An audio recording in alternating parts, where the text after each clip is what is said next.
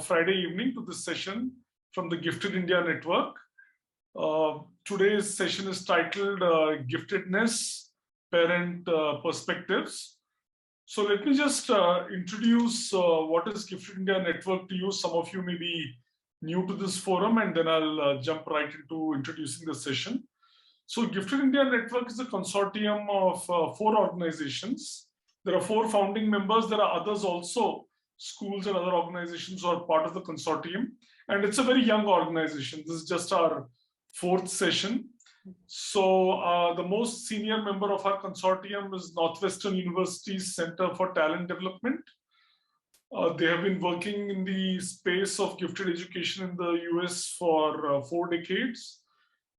We have Agastya International Foundation, which is a not-for-profit in India, which has been doing work in various areas. And in the last few years, they've been running gifted programs too. Then there is Educational Initiatives, which has Asset Talent Search, which is the largest talent search platform and giftedness identification platform in the country. Before the pandemic, there were about 18,000-20,000 children who took the last test, and they've been around for more than a couple of decades. And finally, GenWise. I'm one of the co-founders of GenWise. We are also one of the founding members of this consortium. We are partners with Asset Talent Search and other organizations. And we have been working with gifted students since 2015. I personally have been designing and been interacting with children and parents in several camps and courses.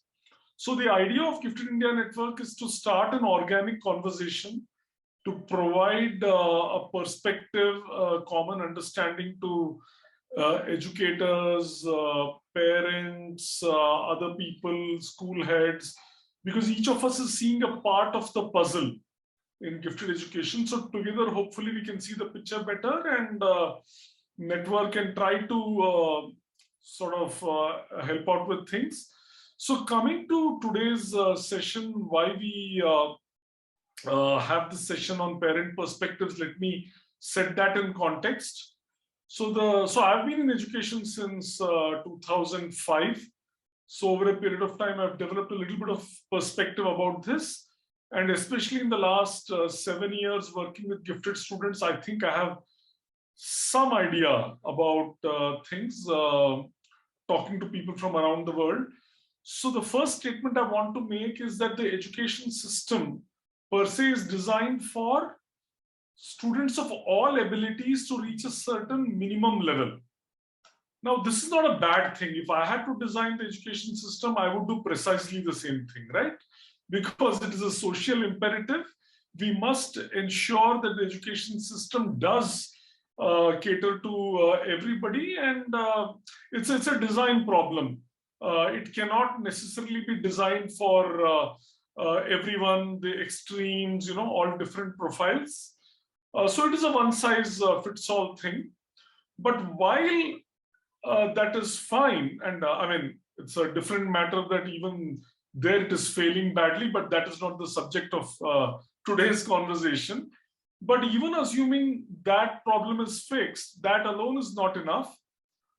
There is a need to personalize for every different profile. So somebody is more into sports or music and may not want to do higher level algebra. Someone has a learning disability like dyslexia or ADHD, or someone, is a slow learner, and someone is a gifted child. So we believe that it is important for learning to be personalized as well. We also believe it is possible. It may not be easy, but we already know schools, parents, and in small pockets, people are doing some good things. So it is certainly possible, and now with technology and especially with the pandemic, a lot more usage of online things, it's possible to do this. But the first step is to understand these profiles. So while people may acknowledge that someone needs remedial learning who is slow and something like that, I don't think it is acknowledged that gifted students and families have challenges of their own. The general perception is, oh, hey, your kid is bright. What's your problem then, right?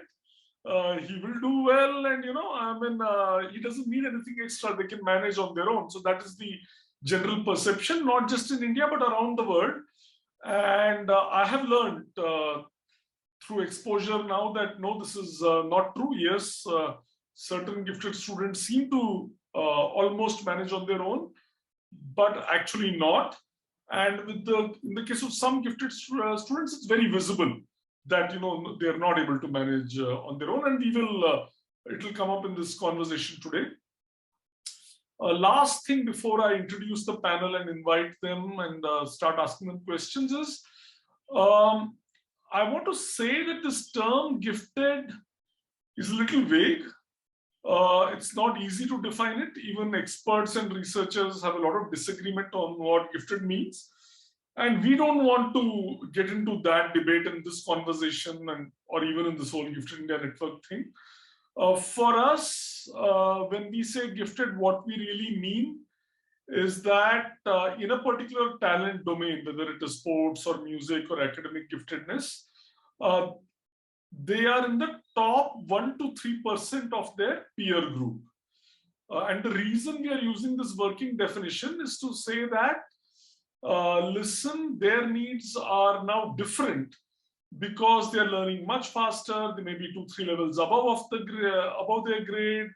So we are just using this working definition, and we are not getting into the psychology of it too much. We are going by a working knowledge of this. Now, this top 1 to 3% itself is a rather broad range, which I've seen in my experience, right? So when children from this asset talent search test come in, they're in the top 1 to 2%, and the 150 kids come into a program, and people have been coming into GenWise summer programs. So when we see these kids, we see even among these kids, there is a very wide range, and they display different characteristics. And sometimes you can be very gifted in math, but not so much in reading, or very gifted in reading, but not so much in math, sometimes in multiple things. And to be honest, understanding of this is evolving. So last week we had a conversation with a few experts, and I'm going to share a recording of that for those of you who were not there. And what came out in that conversation was that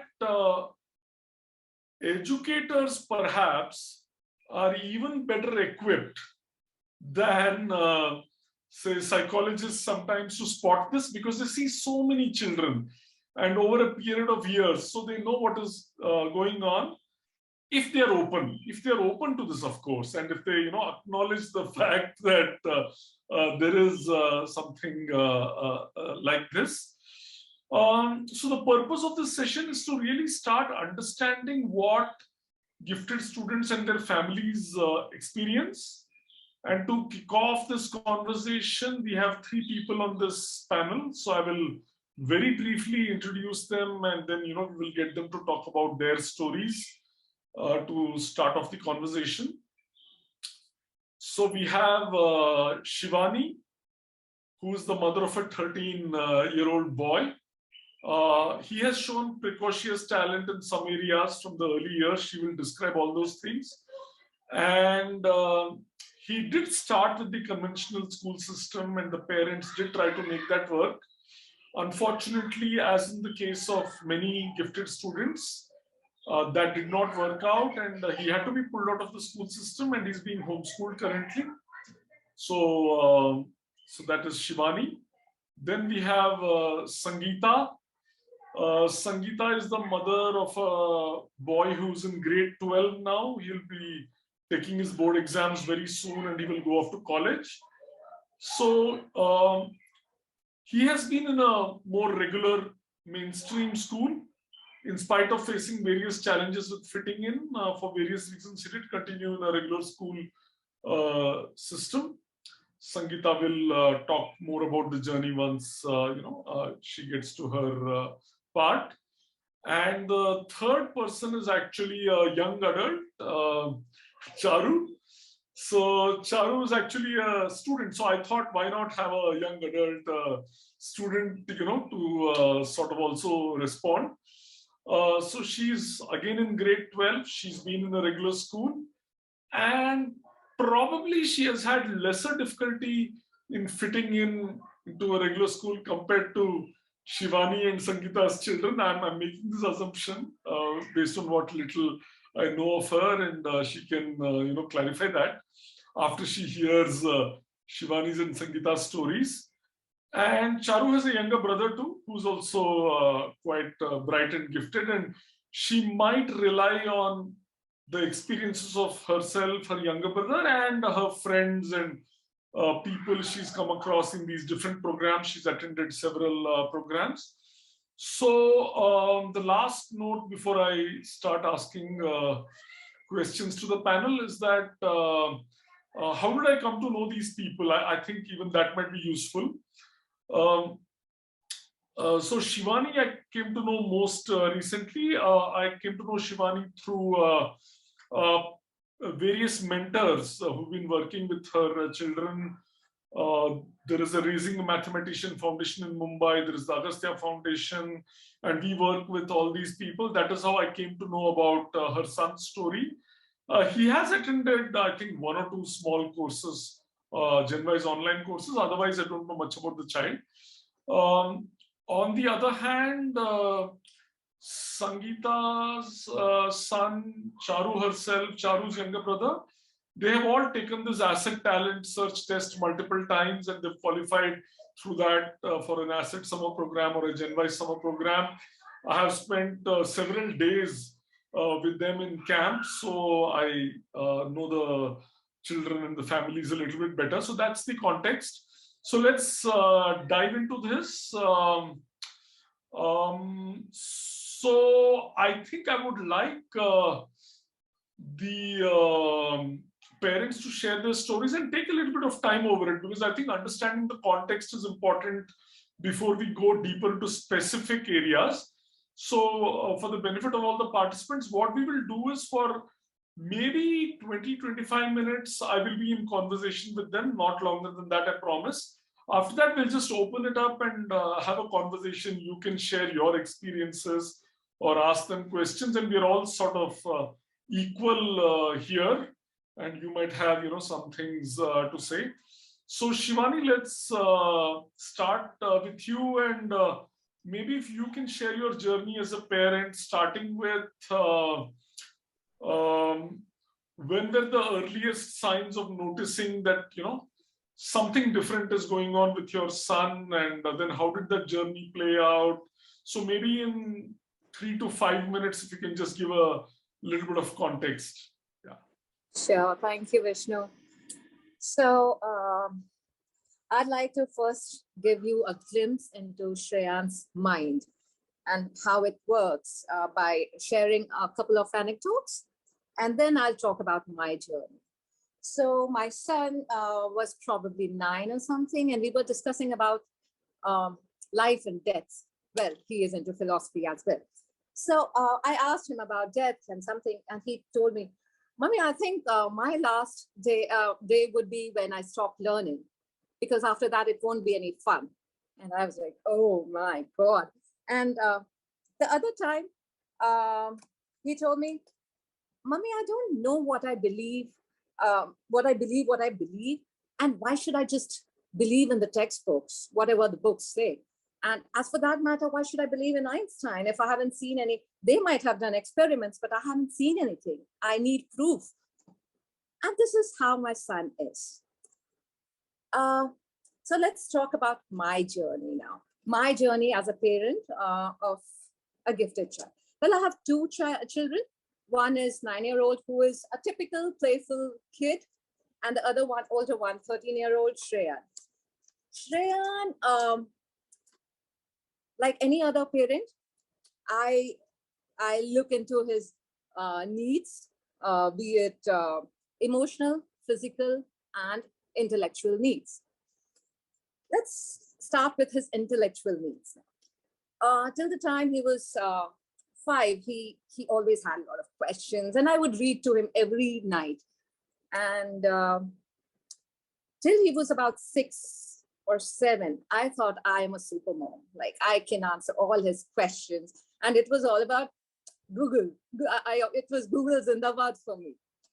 But after he turned 7, or he was like that, he would read all the books and he was doing his bit of research. He kind of started asking questions, shaking the fundamentals. He would contradict the fundamentals. He would say, why is it so? And the things which were not on Google. And I didn't know how to answer all his questions then. And that was the time when I felt like, oh my God, I mean, I can't do much about it. He needs logic. He needs logic in everything. Like when you go to school, they would, for example, if you take science or all subjects like that, they will give you basic knowledge about things. But later on, when you start studying deeper and deeper, you will find a lot of contradictions. And this boy was asking about contradictions. And he wasn't afraid of asking questions. He never was. Even now, he would ask all sort of questions, and he would contradict everything if he felt it didn't make sense to him. So after that, thankfully, there was like the journey when it comes to intellectual, it has been profound, enriching, but exhausting. Exhausting because I and my husband, Sanjay, we were like, after a certain point of time, we started looking for different options, which we didn't find very many here. Now, let's move on to physical needs. He is a child who doesn't like going down and play with other kids. He never, and even now, doesn't relate much to other kids. And he doesn't have very many friends. He doesn't have friends at all, I would say. Now he's a teenager, and that is when I'm really worried. He wasn't scared of anything, neither asking questions nor about the dangers which you face real time. I remember once we were waiting for the bus, and the bus was coming on the road, and he was walking towards the bus. Thankfully, the bus stopped just in time. We have taken him to mountains and stuff, and he isn't scared. He would try to climb the mountains, and you need to understand the risk and danger so that you can better take care of yourself. And I'm thankful to my husband that he's like, I totally, completely trust that he'll take care of him. But that's one thing again. Now the emotional need. He was 2.5, around 3 when we started sending him to play school. And he would cry every single day till the day we pulled him out. He was a very happy-go-lucky kid. He was always looking at the positive side of the world.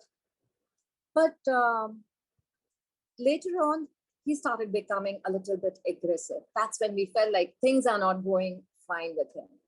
Emotionally, he would not share anything with us. That was one thing which we were really worried about. Many a times he would come with marks on his body, and I would really coax him and ask him, why is that? I mean, how did you get this? And then after a lot of coaxing, he would say, someone has hit me or something like that. Once he was in first grade, he had come with Fevicol on his head. So bullying and all of that was happening. So that is, if I take all these things in consideration, I felt like my journey, even though it has been amazing, but I haven't been able to provide him everything that I could. But then thank God for all the support system I have and all the help he has got, the mentors he has, which we were able to find at the right time, or we are a little better off, because there are times it becomes so emotionally drained. I get emotionally drained a lot, many a times. So it's not just about helping him intellectually. I'm worried about his emotional needs as well, because he is very different from any other children. So yeah, I would say profound, enriching, adventurous, but exhausting. That's all. Thanks, yeah, for sharing this in such an organized manner, Shivani. So, Sangeeta, maybe you can share your journey, and I wonder if you, resonate with some of what Shivani is saying. You're on mute, Sangeeta.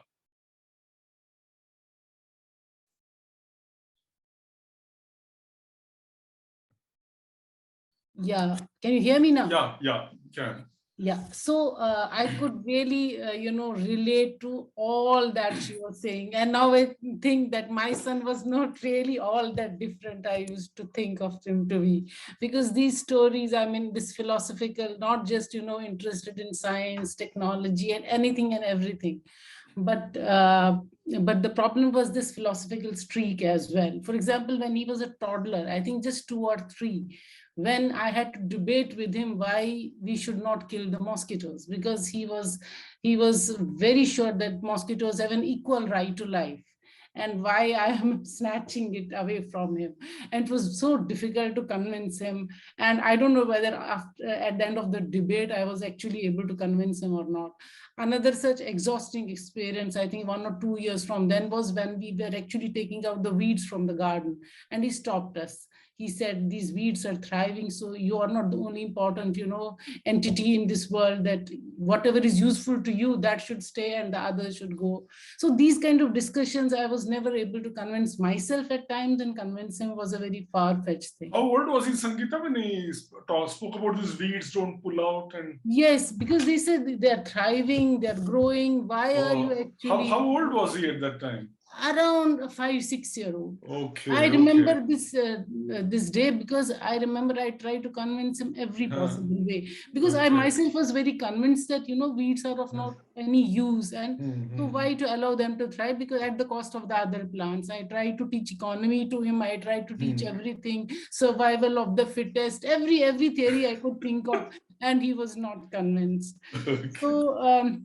So he was showing these streaks of brilliancy. I mean, honestly, I thought this generation is very intelligent anyway. I mean, every other kid you come across, you think he's a bright kid, he or she. So I thought maybe he's also just one of those precocious children, but I didn't take him seriously.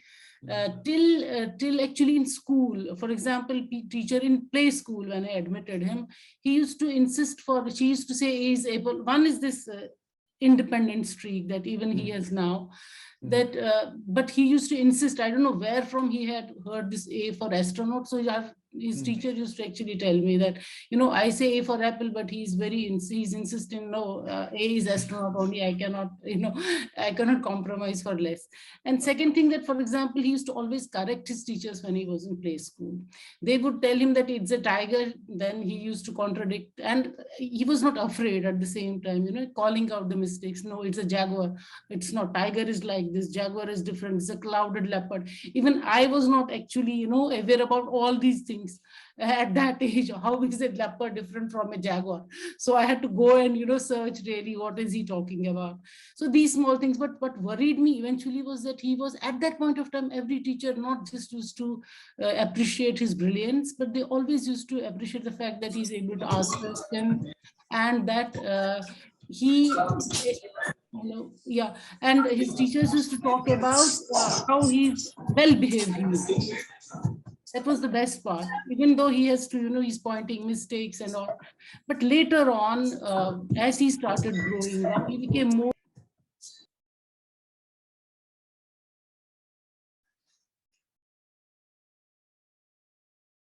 Sangeeta, we can't hear you. Something has gone wrong with your mic.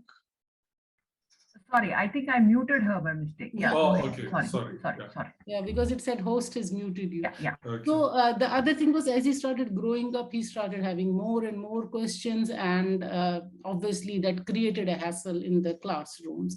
As you said very initially, I had this actual encounter with one of the teachers, because for me, I thought he's in school in the right hands, they will take care of him. That is our traditional sense of things.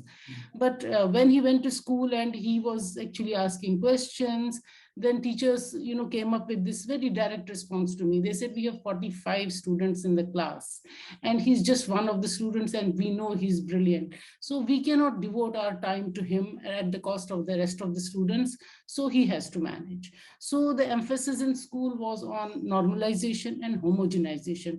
And they were right in their perspective. So I don't really question that. But it became increasingly challenging for us to keep him focused in class. But what kept him going probably is, those exams that they have, Olympiads and all. He did exceedingly well in those Olympiads. That was the time actually when it dawned upon me, perhaps there is something special with this child. Otherwise, I was thinking that, he's just above ordinary, but that's how it is.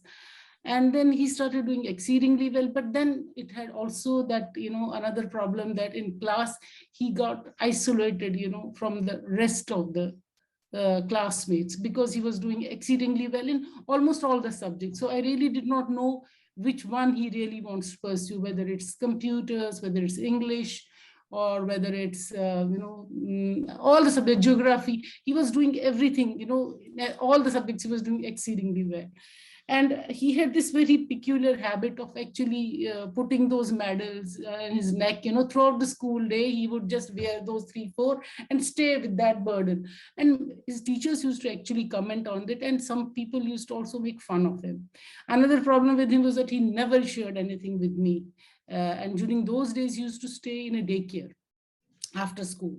So the way Shivani was narrating that, he sometimes had some bruises and sometimes he would break down after coming back from school. I know he had a tough time there.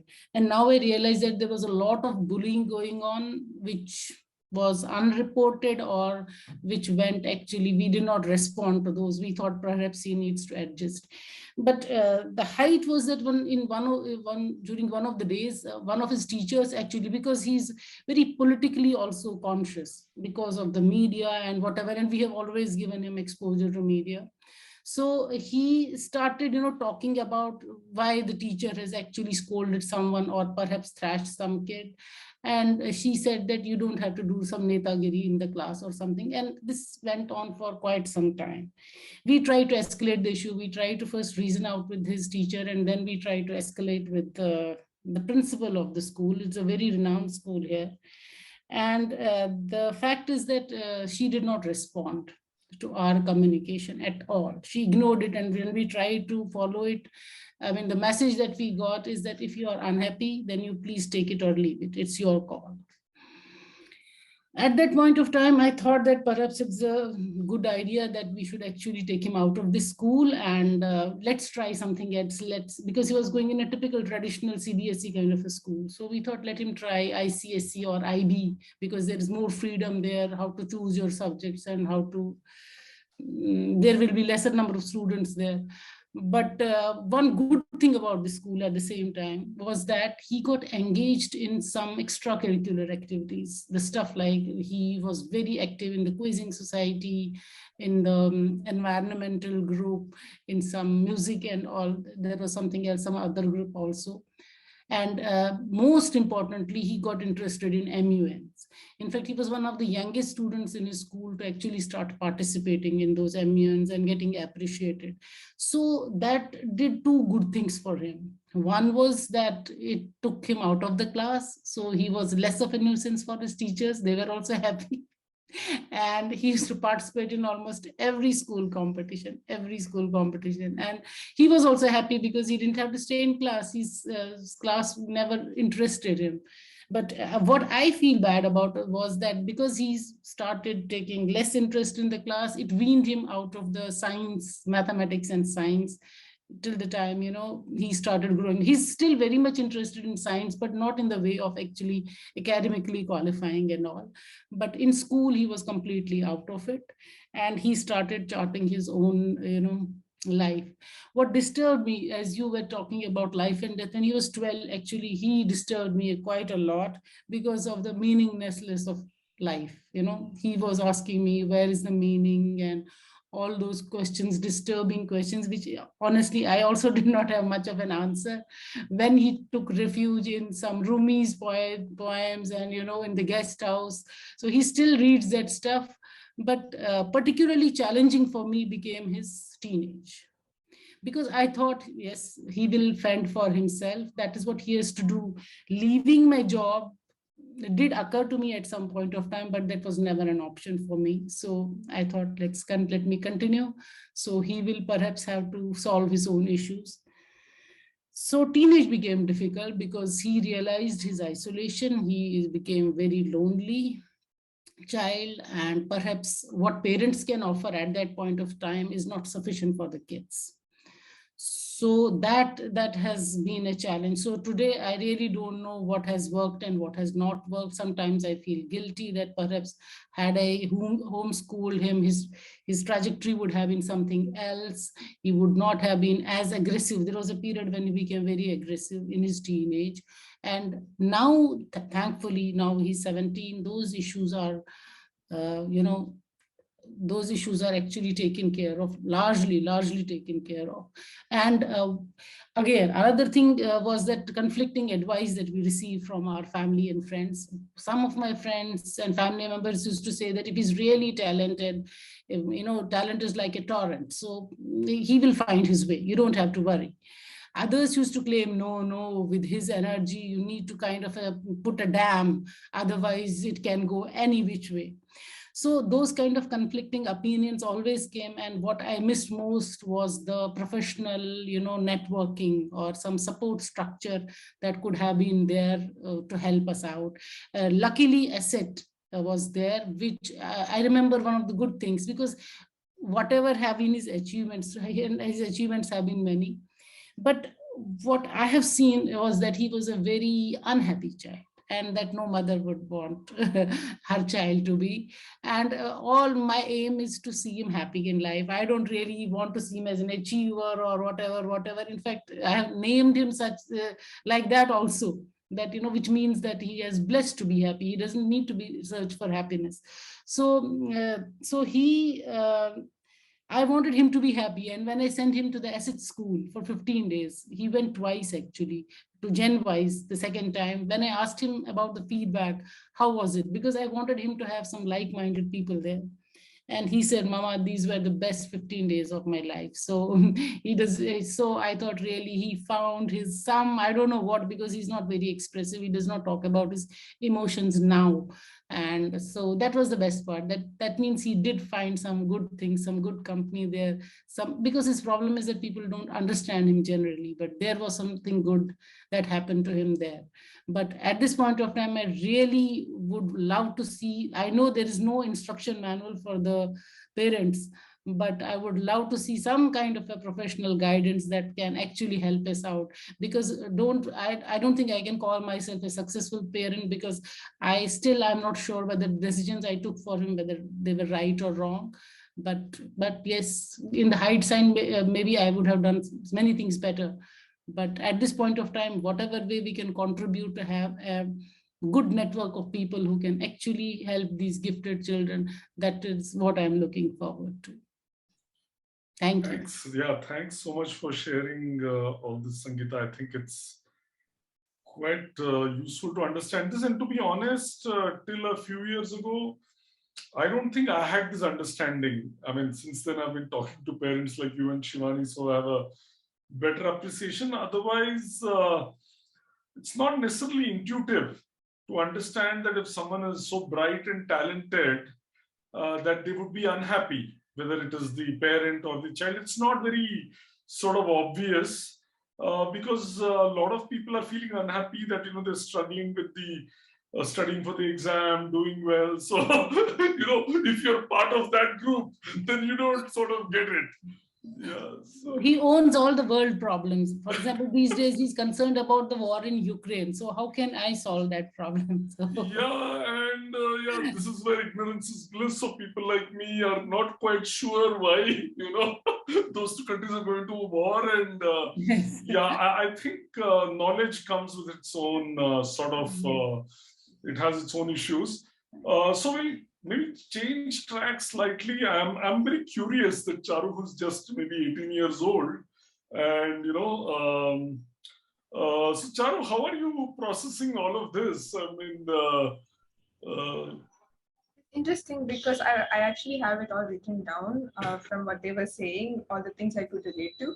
I remember my parents bought these huge encyclopedias when I was a kid, and I would come home after school and just read them. And I really enjoyed doing that. But then when I'd go to school and like share that stuff with my friends, they would be like, yeah, okay, can we talk about something else? And I remember when I was younger, I was lucky not to face like physical violence and stuff, but I did face a lot of verbal isolation from my friends. It was always, you're such a nerd.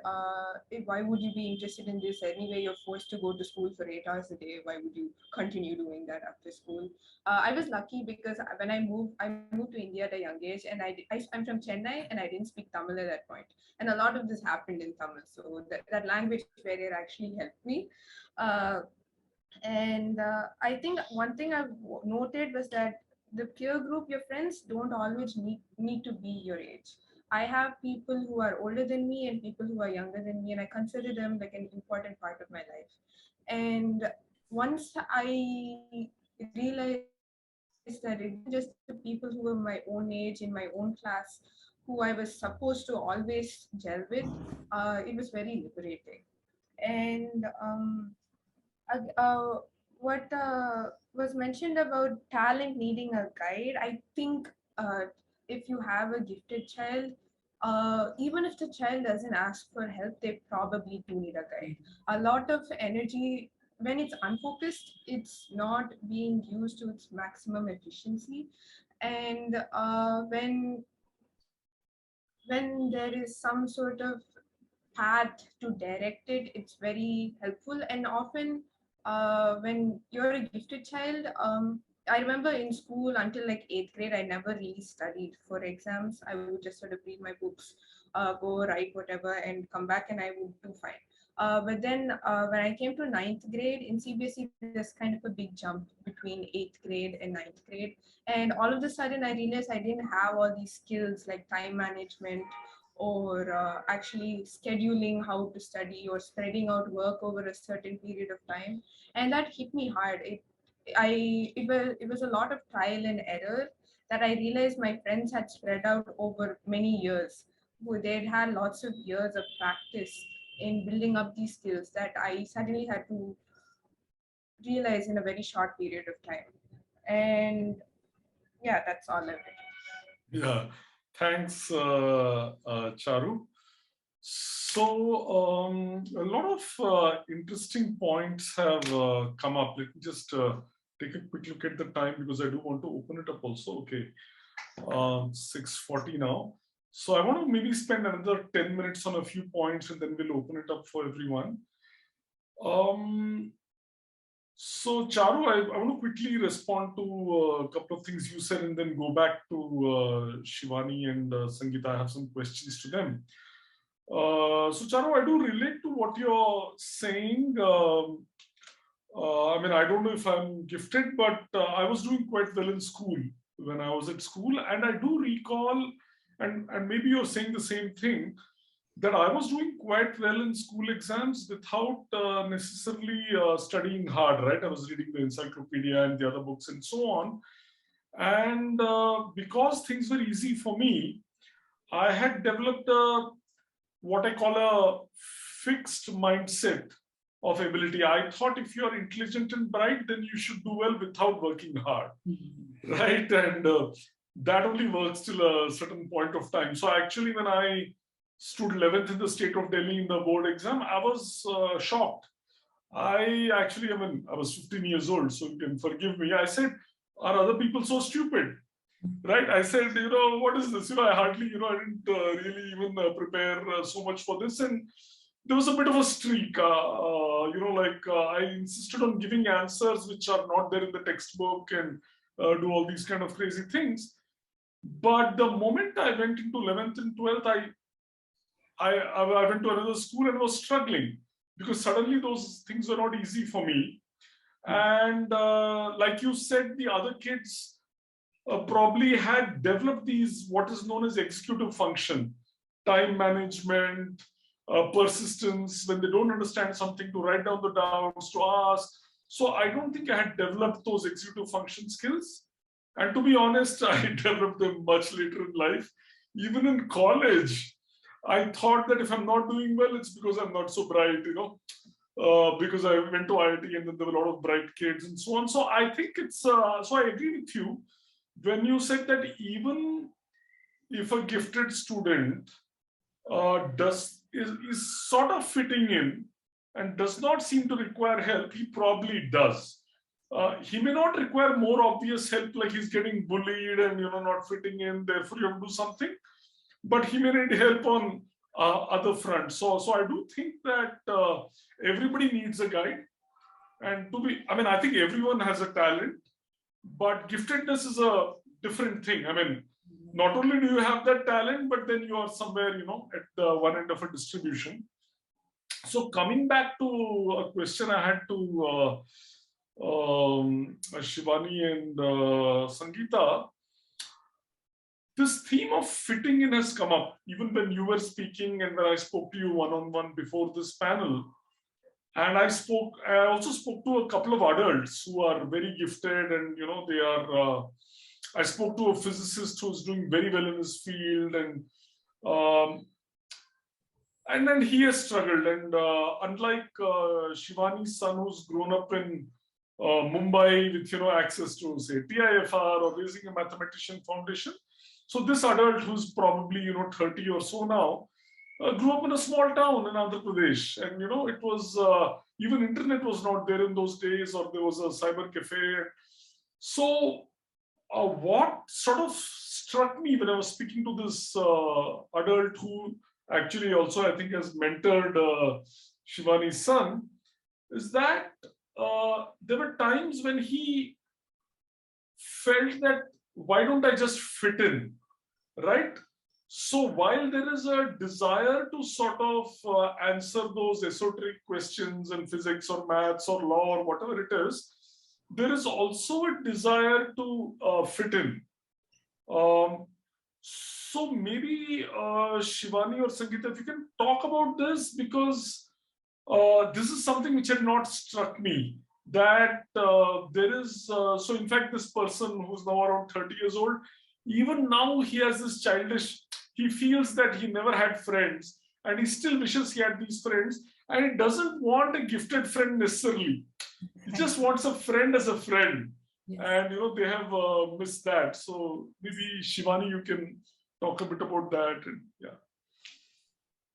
Oh, well, right now Shreyan is just 13 and he still needs to figure that part out. Right now he's still busy with his own books and stuff. But I know whom you're talking about, and he really, as we were talking, and he relates himself very much with Shreya, and that is the area where he's really worried about for Shreya. And even now I can see a little change in Shreyan happening. Though, and I feel that he'll be needing his friends. He'll be needing someone to just discuss his things, or share his stuff. Now, coming to that part, I would say again, I've been blessed that I have found Shreyan found right mentors for himself, though they were there till pandemic, and pandemic kind of spoiled a lot of things, because he is not the one who will follow people or talk to people or share much. But there are people, and well-meaning people, well-meaning kids, well-meaning adults who actually, I think there are times if you ask for help, they'll be there. And I think whenever I seek help, I got help. Be it even TIFR, so Chai and Y, he used to go. And then because of his, he would always be asking questions. So they were like, trying to make him feel comfortable. So till now, he hasn't been in a position where he thought that he doesn't fit in. He feels that people accept him with open arms, and which I think is true if you actually go out and seek help. But he isn't putting much of effort. It's me who's putting all the effort. Yeah, so I see two things. Perhaps he's the need for the other kind of companies not yet so strong. It can be different for different people. I do take your point of fortunately you've been asking for help, and maybe not every parent of a gifted child will so easily ask for help. I think that's a positive. Sangeeta, perhaps your son being older, maybe you've seen other aspects emerge over the years as the child came to adolescence and Yes, I think whatever you have spoken, I think with your experience, I think you have just nailed it. And Charu, really, she's so young, but she really put things in the right perspective. I think all these gifted children need a mentor. Sometimes your parents can be your good mentors, for example, your father or your mother. Unfortunately, in our son's case, neither of us could fit in that role. So there are different reasons. We both were working in corporates, is a busy life, and perhaps because of the other reasons as well, we could not fit in. And I tried, to see, not that I went out of my way, but if there could be any help available, but I could not. I even till date miss that, mentor in his life. I think he could have done extremely well, or he will still do extremely well if he has a good mentor.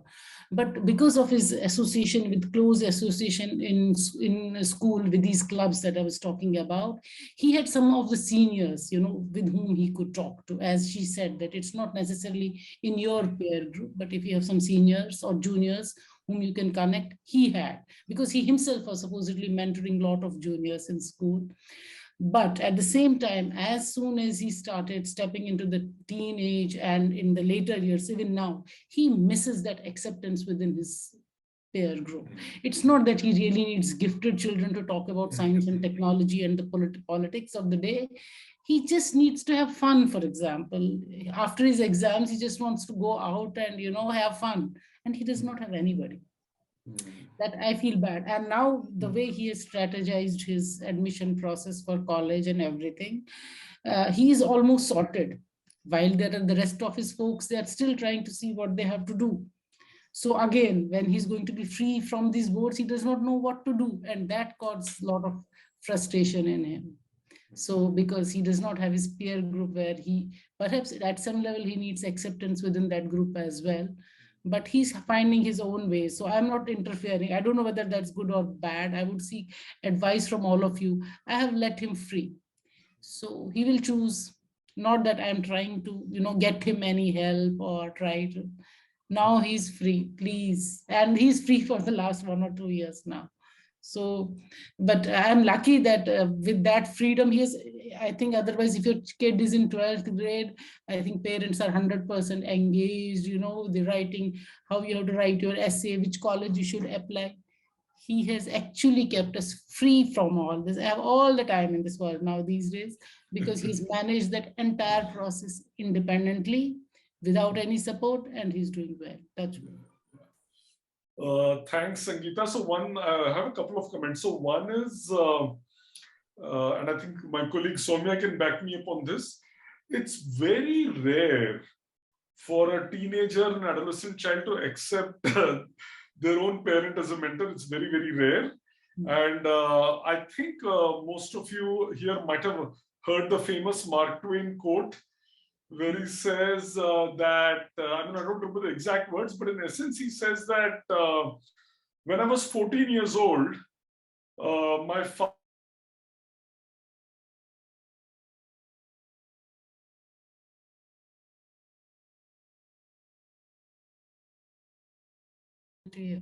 Okay, maybe my internet connection was an issue.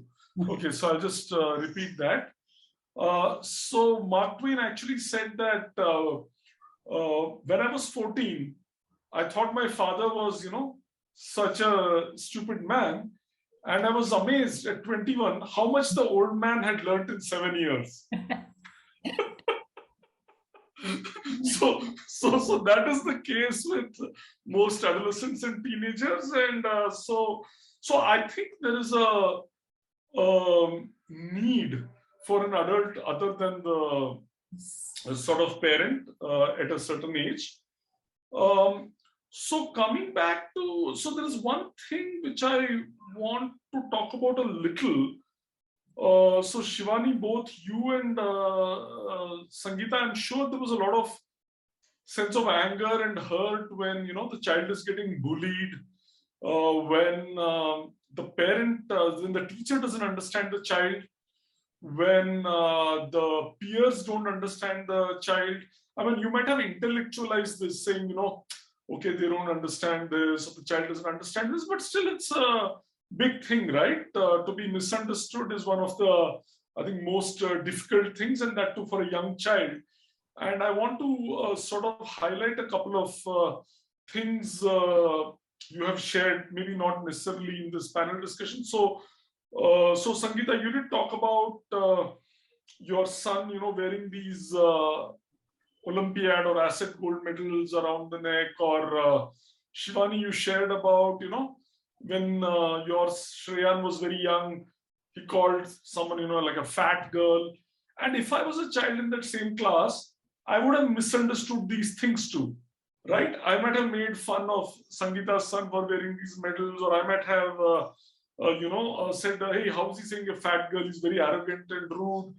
But now that I've seen some of these children myself, and I've spoken to you, I realized that, like what you were telling me, Shivani, that fat was a descriptor for Shreyan. Fat does not carry a value judgment. And perhaps wearing this gold medal was not just a sign of arrogance, but maybe it's finding your place, or establishing what you are, or maybe there is a need for recognition. So, so if you could perhaps try to explain, I mean, I know it's difficult, maybe you've not, processed it fully yourself. So what is, if you had to address, and there are some teachers in this conversation, if you had to address the teacher or other parents who don't understand this, how would you explain the mind of your child when they engage in such behaviors? How would you explain that is happening? And because the regular people are just looking at it through a particular lens, but you have the opportunity to look at it through a different lens. So whoever wants to go first, yeah, Shivani or Sangeeta, yeah, Shivani. Yeah. So now, after being a parent of a child like him, I think it has been a lot of experience in a way that we are conditioned so much, so much. We don't even understand things. So if I had to explain my son to a teacher, I think it would have been tough. But because you need a lot of unlearning yourself. How can you uncondition yourself? Because there's so much of conditioning. I would have just told them the same thing as I told you. But when the teacher had complained me about Shreya, that he called a girl a fat girl, that time I didn't respond, and I came back home and I asked him, why did you say so? And he was like, Mommy, because she's fatter than I am. So if she was asking me to describe a girl, how else would I have described? And it made sense to me. And normally he talks in a very rational, logical way, something which has taken me time. Like he doesn't, as I told you, he doesn't care much about whether a person is fair or dark or something like that. For him, he's like completely, you can't condition him at all. I remember buying a doll. I was planning to buy a doll for a baby girl, and he was like, Mommy, you can't be gender biased. You can't be doing this now. And yeah, but then that is how it is. And explaining to someone who has, even because I am his parent, I'm telling you that is why I had to unlearn and educate myself so much. Otherwise, it's, I don't know. How else can I? Please guide me. How else can I? Okay. Yeah. Just my 2 cents. I think My problem is that I don't just understand my son, I also understand the teacher's point of view, because they were right in their perspective. They told me very point blank, Asher will do well, he's bright, he does not need all that stuff. They're more concerned about the kids who will not even be able to pass, who don't even understand the concepts. So that is our focus. But the problem is perhaps with our system, that we need to have some kind of a system where we can address, even if it's 1 or 2% of the total population, such kids within the stream, how to channelize them properly. Right now, I think even I'm also guilty about that. I try to tell him that you have to learn to fit in. I cannot customize people as per your wants. Sorry. Sometimes I say so. And I also try to normalize and homogenize him. And teachers do the same. I said, you have to do what you can do best with the kind of scenarios we have. You see. So if academics does not interest you, the way he used to do, I mean, he used to carry some books that he used to like and study them in the class, and perhaps sit at the back bench and read those books. That is how he found his coping mechanism, or not be in the class at all, go to these places for competitions, and teachers were also happy. He was also happy. My perhaps regret, he asked me not to regret, so I'm listening to him these days, that perhaps maybe he could have done better or whatever, but maybe all his talents that was there, he has not been able to exploit that. He has not actually risen to his full potential. But whatever I can say, that whatever he has done on his own. So he's finding his way, and I would prefer it to be like that, because I thought myself not to be equipped enough to. And sometimes perspectives, they vary so much. The way I look at things and the way he looks at things is completely different. So perhaps I received this advice some time back from one of my friends, is that he will find his way, don't come in the way. So yeah, it's tough. Being a parent is perhaps the toughest. So I thought perhaps that is also convenient for me, that don't come in the way, he will find his way. I hope he does, but it's always dicey. Trust me, I'm unsure. At this point of time, I won't really tell you that what has worked and what has not worked. Yeah. It's just, hit and trial method that we are doing. That's why the need for the support networks. Yeah. That's all I can say. Yeah, I don't think there are any easy answers here, but if one can be less lonely in this process, and hopefully, we will help in a small way in that. So before I open it up, I have a last question for Charu, because she's on the other side. And so Charu, you've been to these various camps, whether it is Asset Summer Program, GenWise programs, Agastya, and you've seen a lot of bright kids and so on. And you've seen some of them in school, some of them in these camps, and I know that you're a fairly mature child for your age, and you're quite observant. So what is it? So what are some things you're noticing? Do you feel that parents, teachers, schools, do you feel that there is something they can do better? You may not have the exact answers, but even if you can point out some things they're doing which is definitely not working, even that is a starting point. One thing that comes to mind is me and a couple of friends, we would often just sort of not pay attention in class. And to engage myself, I'd like sneak books in and read it under my desk, or I'd doodle and stuff. And I'm sure, like, throughout middle school and with the first part of high school, I'm sure my teachers must have noticed, like, at least at some point, that I wasn't paying attention. But I was never pulled up for it. Whereas my friends would become like fidgety and loud and like get up or start arguing with the teacher, they were always pulled up for not being engaged in class. And it was written off more as a disciplinary issue than a lack of engagement or a lack of stimulation. And yeah, and another thing that worked out very well for me were extracurricular clubs that were focused on academics. In 8th standard, we had a recreational math club that was brought in, and that was like, it was one of the most wonderful things that happened to me.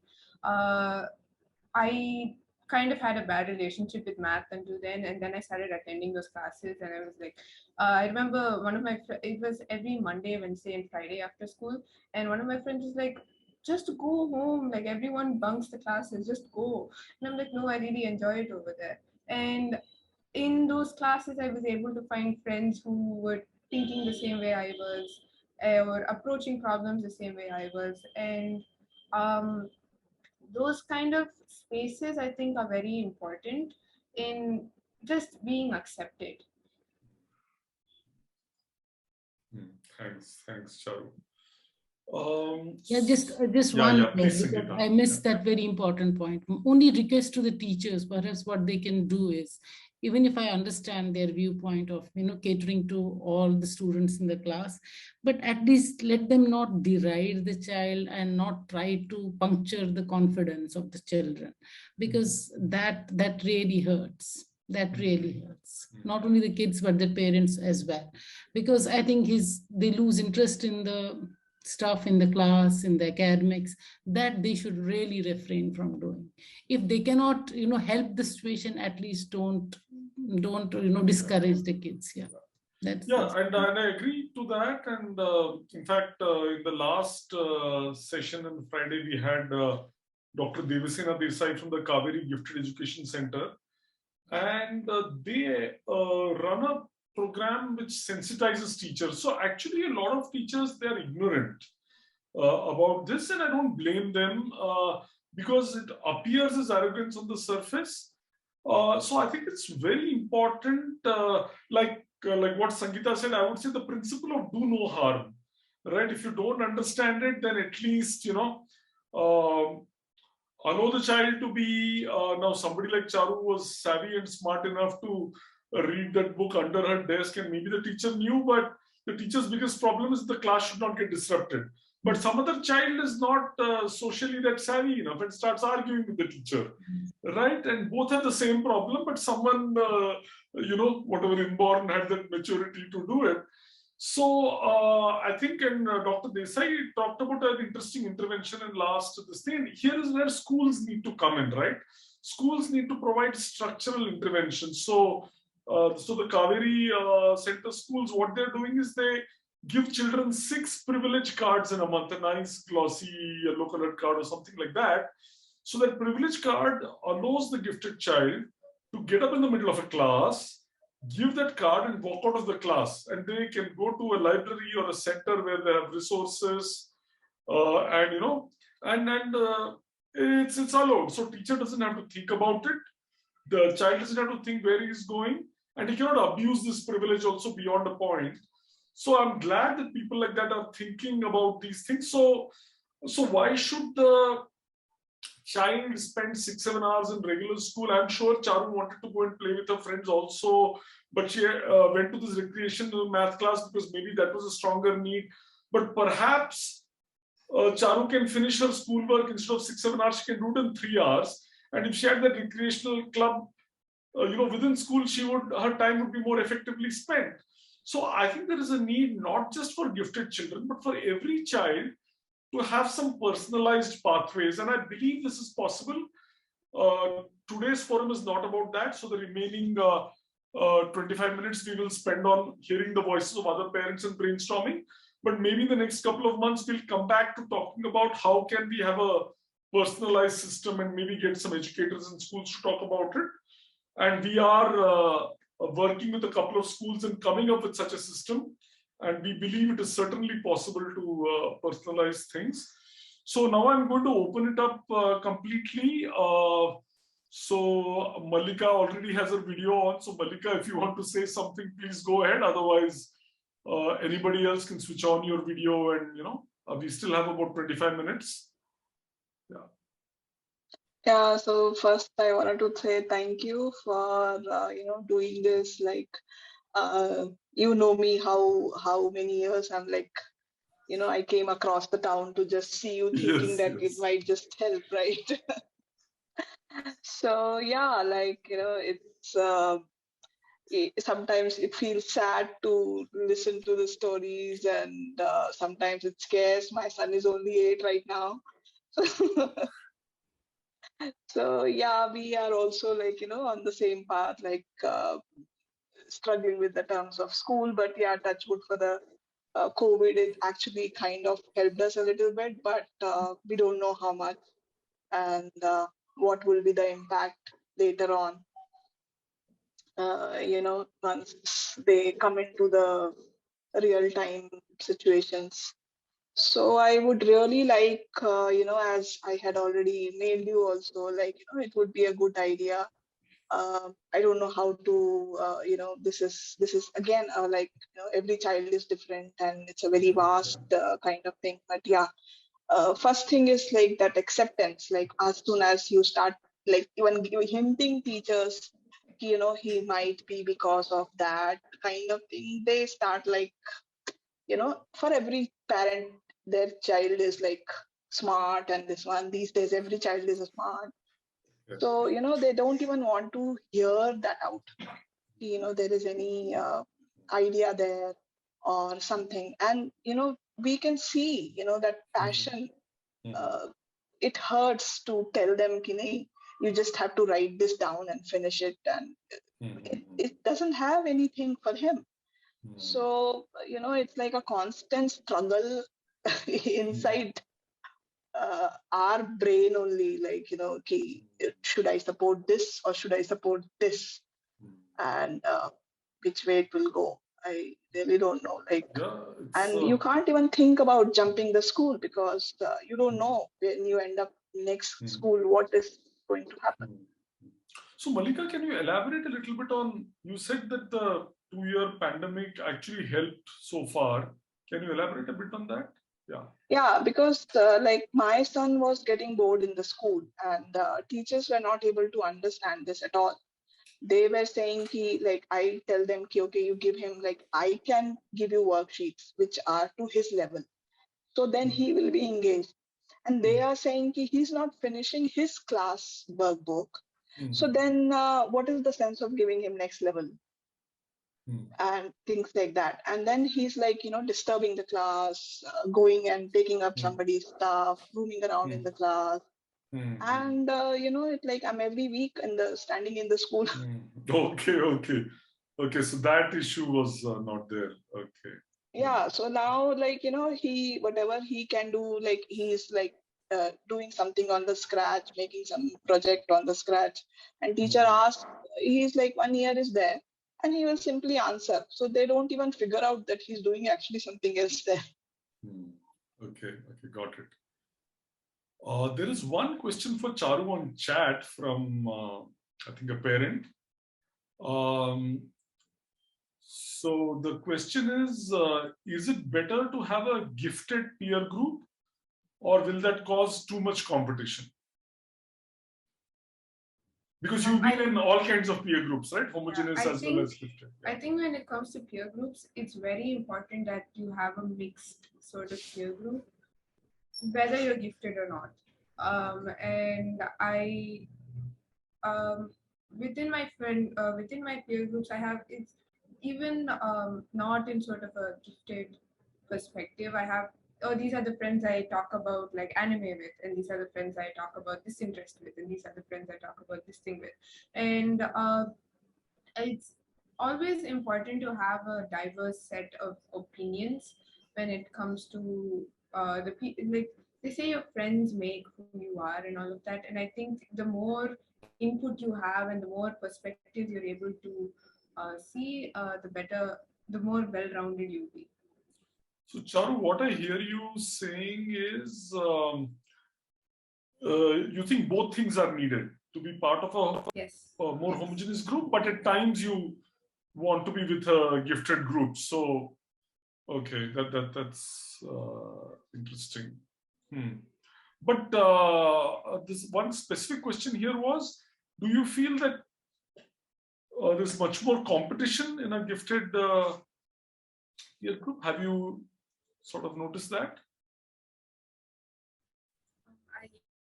Your voice has been breaking a lot, actually. Yeah, so maybe I'll rephrase that. My name is Karthik. So I think the question is, if you have a peer group that's also sort of sort of gifted. For some activities, you'll have friends for it, but sometimes like you may not have the right set of friends for everything that you want to do and so on.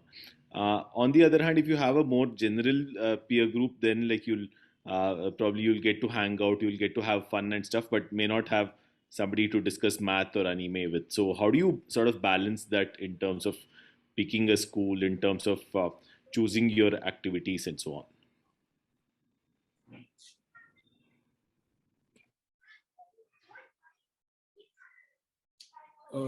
Did you get the question, Charu? Charu is frozen, so maybe her Charu's frozen. connectivity is, yeah. Okay. So we'll go on. So yeah, one quick comment about this competition question. So I do think a lot matters as to how you frame this thing, right?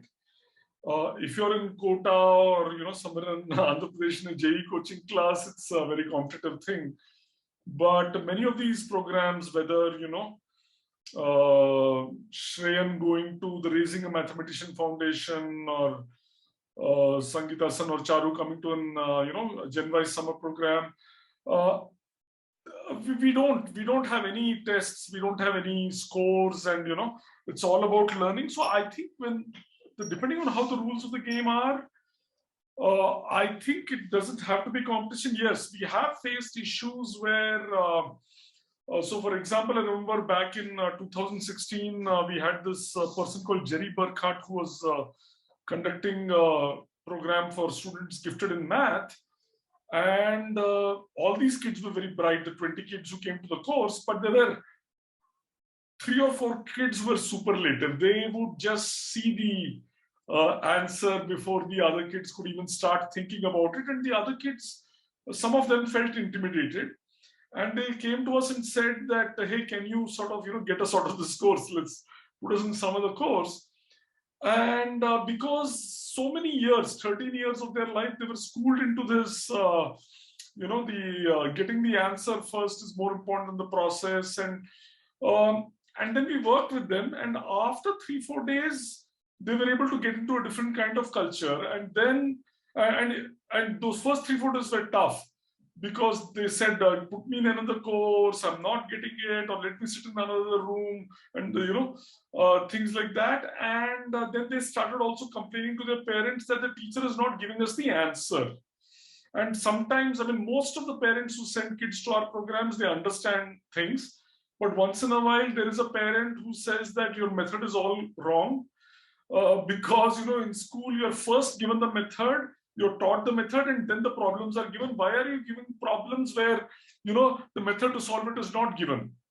And we try to explain to them, but sometimes they don't get it, because the parent is also schooled in the same thing. And we are saying that, listen, the certain part of learning happens only when you try it on your own. And real life is like that. Real life doesn't tell you that this is the formula or method to use.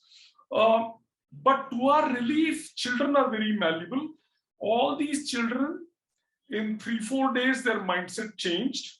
And after that, if there was a problem, they worked on it for 4 days. They did not get the answer. When we went back to them and told them that, shall we tell you the answer now? They said, no, we are going to try it on our own, right? And they were okay to what I call, it's a term I've borrowed from Peter Senge, creative tension. Being able to hold creative tension is a very, very important trait, right? To sort of, and most of us as adults have learned that it's not emotional tension. It is not doubting yourself or something. It is simply that the problem is so hard that you'll have to engage with it for days, weeks, or months.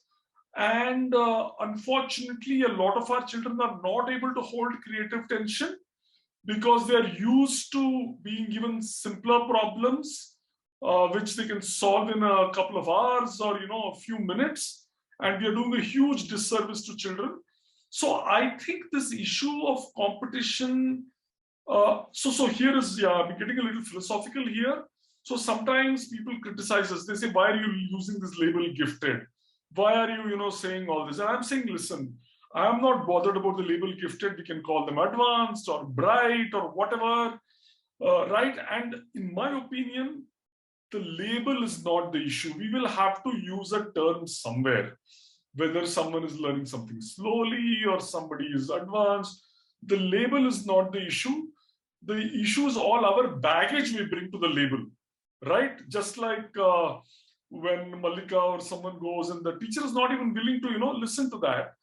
So this is not about, so honestly, I don't think competition is necessarily bad, right? A competitive spirit which pits one against the other, certainly I don't favor that, right?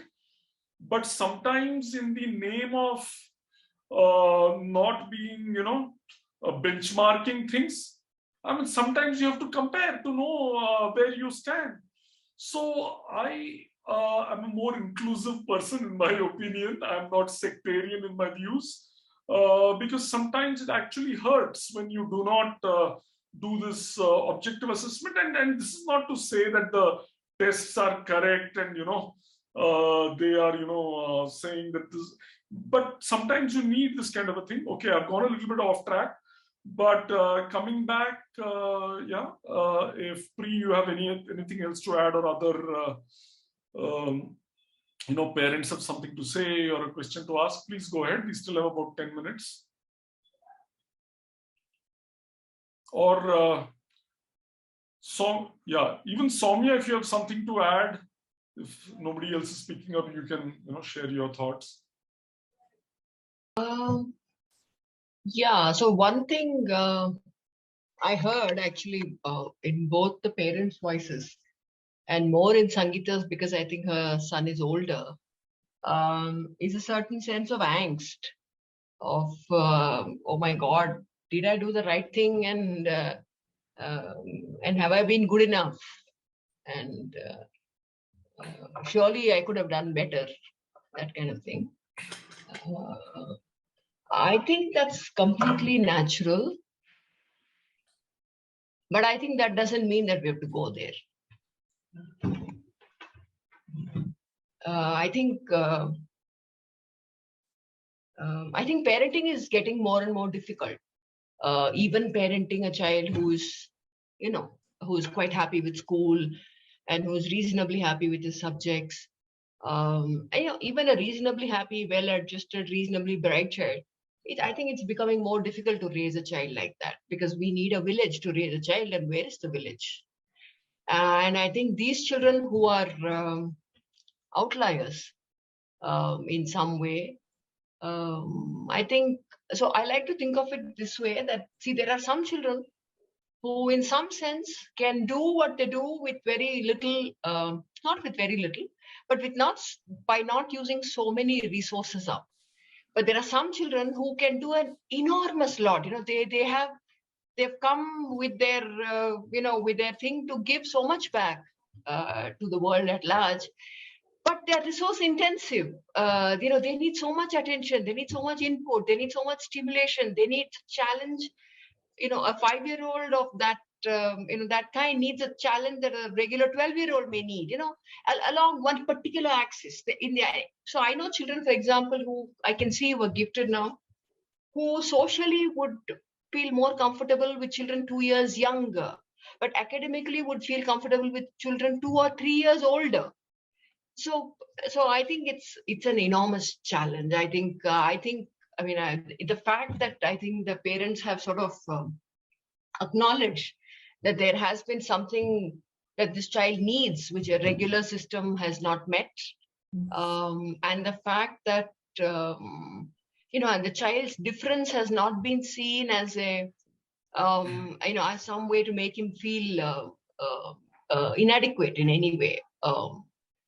I think that's all one can do as a parent, and and like Sangeeta said, that one of her friends said that they will take care of themselves. I mean, beyond a point. I mean, I wouldn't say that to the parent of a 5-year-old, but so I don't think one should feel too bad in that sense, because it's very easy to judge ourselves harshly in retrospect.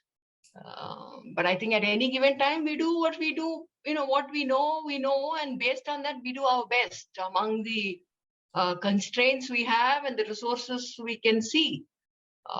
So that's what I'd like to share. Yeah. Yeah, and Soumya's son is around the same age, so I think she. Thank you so much, Soumya, because you just captured my emotions. I didn't know that I made them so explicit. No, I have also worked with children for years, and I have 2 children, and so it's it's not that you were laying bare your emotions, but it was. Yeah, I mean, it's a very coming in. intense, process, right? This process of adolescence, trying to find your own identity for the child, and in that process, the parent's identity itself is getting Swallowed challenged. in a sense. Swallowed also is swallowed, definitely. I just want to little bit of Vishnu, I think Shivani is trying to share something. Oh yeah, Shivani, please.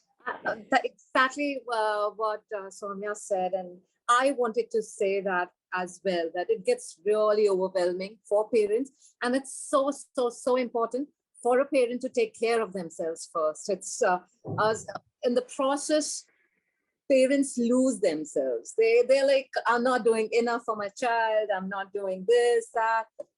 But you are the most important person for yourself.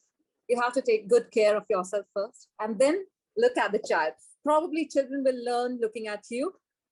They'll find their own happiness, but it's important that you take care of this.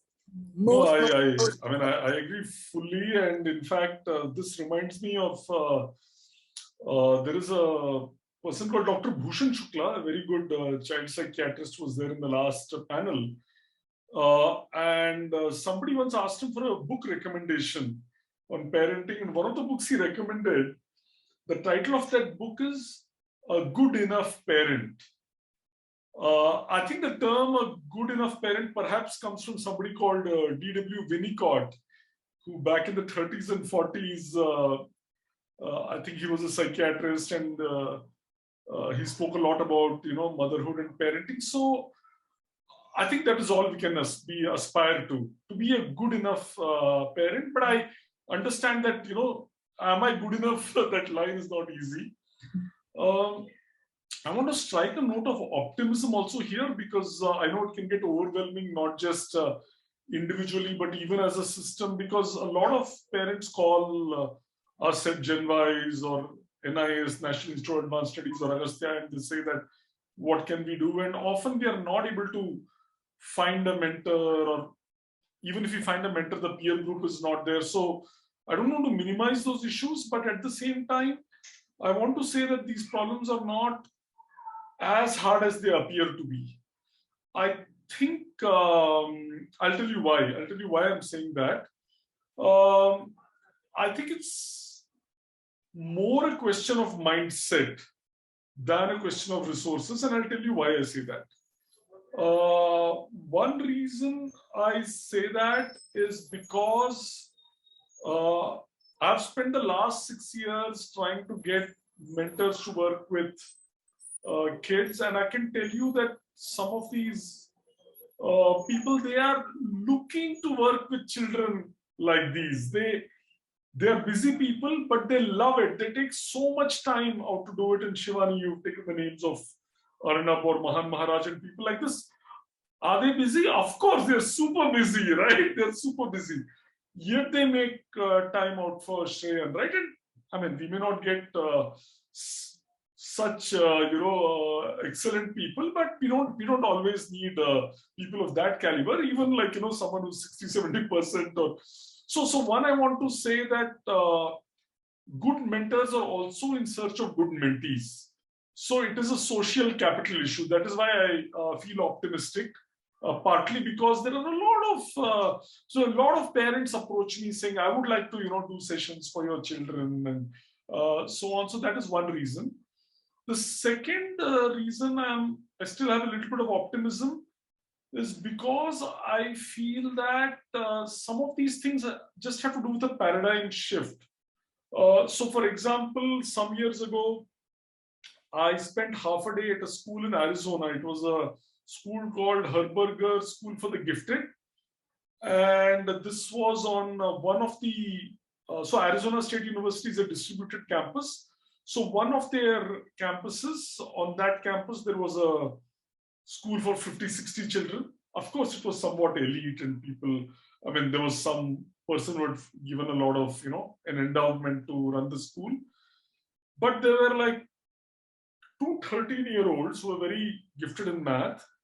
And they were, when the undergraduate math class would happen, they would go to that class and they were equals in that class to the 18 to 20-year-olds out there, and it was working.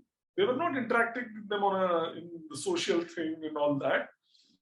So, to be honest, I'm sometimes a little upset when I have come across such gifted kids, and I've suggested to them that they go to universities and their city, talk to them and see whether the child can be accommodated in the classroom.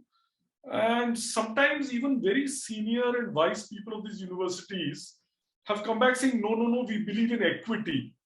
And I think it is a completely misguided thing. Equity is about helping everyone meet his need, and you're not sacrificing equity at a larger level by. So I think there is a mindset change which is needed, and there will always be a resource issue. There will be some constraints, but mindsets can change so many things. So one of the reasons, so why can't we design like the privilege card idea I already shared, or if a teacher can be in a classroom, a subject teacher can be in a classroom, this doesn't necessarily need many more classrooms than what are already there. Then you could accelerate a child to go to that classroom. So I feel that it's more a mindset issue, and there are low-hanging fruits. And then, of course, the resources will take time in a country like ours. So yeah, Shivani, please go ahead.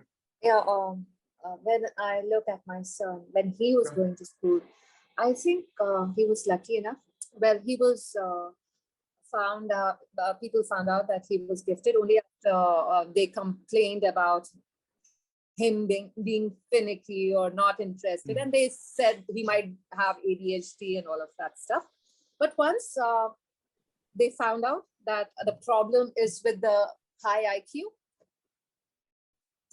we spoke to the school, and I was amazed to see how much they wanted to help him. Though they weren't able to help him much, but they were okay with cross curriculum. They said he can go to different classes and teach, and they were providing all the different options. But Shreyan is a different kid. He wasn't very satisfied at school. It was a different. But then schools are ready to accept. Number one, which I feel like they are open with the whole idea of kids whose requirements are very different. Second, I would suggest to many parents, if they are in Mumbai or I'm here, and I take them out for different lectures. You'll find a lot of lectures or things happening in and around the city. There are a lot of things, and they don't charge you. So take them out. Let your kid meet the teachers, professors, lecturers, or anyone as for that matter. It's so important to expose them to different people. Shreya never used to write exams or different competitions. He doesn't sit for competitions much, and he doesn't do his homeworks. He doesn't write at all. But whatever he has got, whatever opportunity he has got, or whatever accolades he has got, it's only because of those times when we took him to different lectures and he met the professors, or he got the time to speak to them, and they understood at what level he is. Probably what he used to speak, you didn't understand much. So it's very, very, very important for you guys, for any parent, to take your kid out. School doesn't provide everything. I don't want to speak anything about the school as such, because it's doing well for my younger one, and they were trying to do good to my elder one as well. But it's very important. Take them out. Look for different opportunities. You'll find ways. you'll find there are so many well-meaning people. I think I'm so optimistic and positive about people, good people around you. They are there. You just need to take them out. Yeah, so I have three quick takeaways from what you said. One is, I think at some stage an objective assessment helps, right? Because that changed the paradigm of the school in this case, right? And not that they could do very much, but every school can at least provide flexibility, right? That is one thing which is in their hands. And I know a child called Saad Nasser who I think at the age of 6 or 7, he was already way ahead of his class. And the school couldn't really handle it, but they were very nice. They said, you just come, you hang out with your friends, play games with them, you come and take the exams, you don't have to come to school. And at the age of 14, he became the chief technology officer of Ati Motors. Today, he's 19, 20 years old. So if you can't do anything else, keep out of the way and don't deride the child, and don't so not only can you not do harm, you can also just give flexibility. Yeah. And the third thing is, as Shivani said, provide out-of-school experiences. Yes, as a parent here, now you may need to spend a little bit more time, take them to talks. Now with online, some things are easier. You can send them to, programs and so on. So we are out of time here. If any parent wants to say something or has a very important question, please pose that. I'll give you like 30 seconds. Otherwise, we'll sort of wrap it up, and maybe, if Sangeeta, Charu, Soumya, they want to say something at the end, just have some closing remarks. There are also some resources and some links which I'm going to share. So, sir, I have a question. Hello. Yes, please. Yeah, sir. Sir, I have Malti here. 1 second. Yeah. So somebody was speaking up. Who was speaking up first? Yeah. Okay, Malti, you ask your question, and sir, you can ask your question. I don't have any question, but I just want to thank Shivani.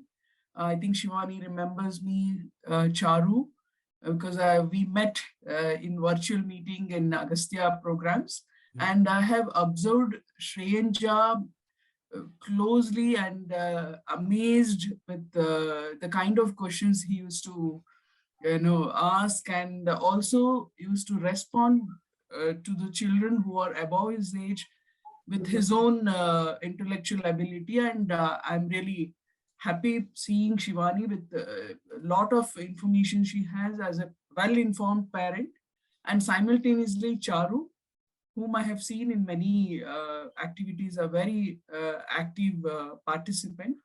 And Sangeeta ma'am, for the first time I'm meeting her, hearing her, and it's wonderful to hear all three of you, because I'm, as an educator, as a teacher, I have seen the children in a different perspective, with a different background. I have worked with tribal, rural, and semi-urban kind of children with a different set of talents. So when I see the parents who are well informed and completely dedicated to their children and observe with a lot of passion and all, so I'll feel very happy. And yes, I know that there's a long way to go, both parents and all the education systems, but still I'm very happy. And and I want to thank Vishnu sir for giving such a wonderful opportunity to listen to the parent community. Thank you all. Thanks, Malti. And best wishes to Charu and everyone. Yeah. Thank you so much. Thank you. There was please go on. Yeah, which school we should go actually, which curriculum basically, IB or ICSE or CBSE or Montessori or which how old is your child? He is 5-year-old. He is in Montessori right now, finished his PP2, and we are going to standard first, grade 1 now. So we are really confused either to continue him in Montessori till grade 6, or we should go in IB, or we should go in CBSE or ICSE, where at this platform I heard that your child may get isolated because given his extraordinary capabilities, teacher may not give him the required attention and he will be treated as any normal child, because teacher may have apprehension that in individual needs of the children may not be, or they cannot do it at the cost of other children also. So yeah, that's a good question.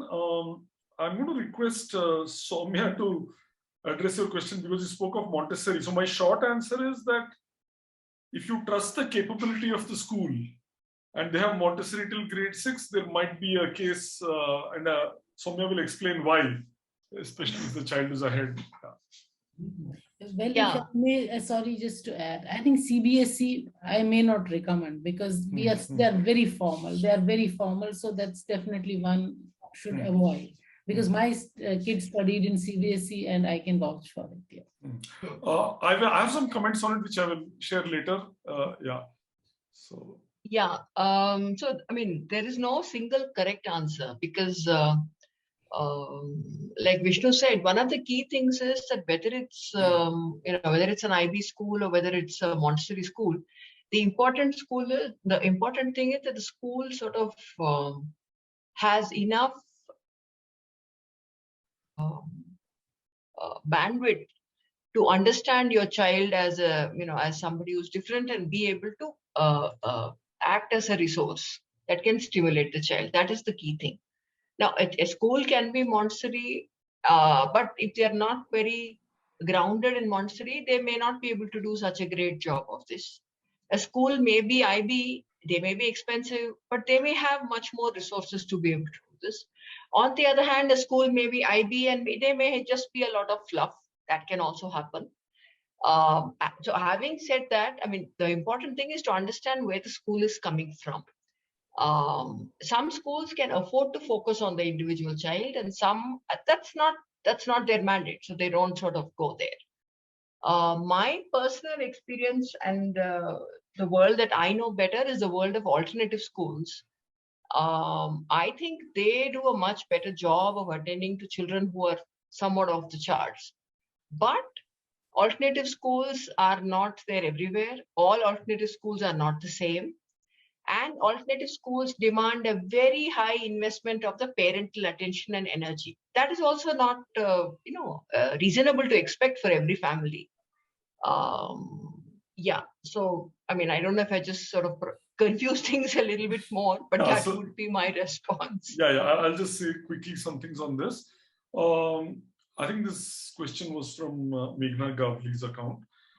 So I would say that, see, my personal experience has been that, yes, as a generalization, one may think that, CBSE is more rigid and maybe IB has a better view of the curriculum or Montessori schools are good. But honestly, you have one child and you have to choose one school. So here, I think the principal, the teachers, they matter a lot. So I have seen fantastic CBSE schools which are much more flexible because it's a very sensitive principal. They've understood things. Maybe they don't have, like 7,000 students. And though interestingly, I have seen a 7,000 student CBSE school, which has been most sensitive to learners' needs. So they have like 1,000 differently able children and they do a great job and the principal has won a national award for it. So it's a lot. So I would say that talk to the principal. Does the person inspire confidence? Don't have unrealistic expectations of the school for these kind of issues. But if they're sensitive, they're willing to talk, they're willing to explore solutions and approaches with you, that is good. My personal view also is that unless change is 5 times better or 10 times better, I don't encourage change. Because change, can have its own set of problems. Because honestly, the child is looking for a lot of things, and Sangeeta wanted to change her child's school, but the child, in spite of all the issues, was just used to it. And sometimes you have to respect that, even if you don't understand what the child is getting out of that school, which seems to be a hostile environment. Yeah, we can talk offline if you want to talk more about it. Soumya, I can talk to you offline, understand what is the school and get into it. But the simple answer is there is no one right answer. We have to look at what is going on there. Yeah. So Aditya also had a question. Yeah. Hello, sir. Actually, this is Dr. Ushma here. Yeah, hi, Ushma. I think we have had quite a number of talks. Yeah. Right. So like we had already had a discussion. My son is already in the seventh now, so he will be shifting to the eighth. And right now, taking this big risk of shifting him out of school and thinking about alternative schools and all that. Like just that you mentioned that it would not be a very comfortable zone for the kids because they have been in school for such a long time. Though I have never given school too much of importance and have done a lot of things outside for him separately. And the same thing that I'm doing with my daughter, but my daughter is in 10th, so she's going to be out of school really soon. But for my son, sir, I'm just not able to understand. And he's going to come into the crucial years of 8th, 9th, 10th. Would it be wise for me to, think about alternative schools or keep him in the comfort zone of the school because it helps in social development, emotional development? So I am like, in a dilemma of what exactly to be done. Yeah, that's a good question. And so first of all, I don't think that an alternative school is necessarily riskier. Okay. And I'm not even sure if emotional development is better in a large mainstream regular school and it's worse off in a homeschool environment. And maybe Soumya, maybe you want to say something because your children have been through sometimes homeschooled, sometimes in regular schools, and maybe Shivani can add to that. Yeah, sure. No, when I said alternative schools, I actually meant for younger children, when you can, but at this age, I agree with you. I would not make that jump, such a drastic jump. Exactly. Because he's used to a certain structure and he has developed, I'm sure, his mechanisms to work around it. And like you said, you've given him a lot of exposure outside and you've not sort of placed the school at the center of his, education, so to speak. Right. So I would say that unless there is a strong reason, factor drawing you away from the school, I would say what you're doing seems to be working well. Ma'am, could I just interrupt? The only problem right now is, ma'am, I feel that at least when they come into the high school, there are a number of subjects that the kid is, not going to be really fond of. So he is like a maths nerd. He likes sciences. So sometimes I really feel that in school when they do a lot of history and geography, and he's in the ICSE board, so it's like a toll on the kid. So they are spending a lot of time doing things which is taking them time, which they might not use later. But then we know that these kids will be, have to appear for boards because they have to give a board exam to clear and get that, the 10th certificate, for which that, the history geography is very much needed. So, I mean, it is like a fix. It's like, I'm between the devil and the deep sea. So I really don't understand whether I should be giving him more time where he can pursue his passion, or should I, stick on to the, the conventional method where they have to give their boards, clear the boards. So the main question that I had was, I, reside in Mumbai. So I basically wanted to know, are there any schools or any associations who help us, to get a board certificate, at the same time pursue your passion? Okay, I'm sorry, I'm going to have to do some time management. Ushma, the short answer is it is possible to balance these. It will require a lot more effort and we can talk one-on-one and Sure. Right, so there are people who are trying to do this and there are schools which allow this, but you will have to work much harder. So a lot depends on what the child needs, and so I'm going to interrupt for one. So the only thing is I just wanted to know if there is some resource on that. Okay, hi. What my son, he is into science and maths and all of that, and he was not at all into social studies and all of that. So he's 13, and we plan to make him write 10th now, because he either ways, I know how he won't be performing very well because he doesn't write much.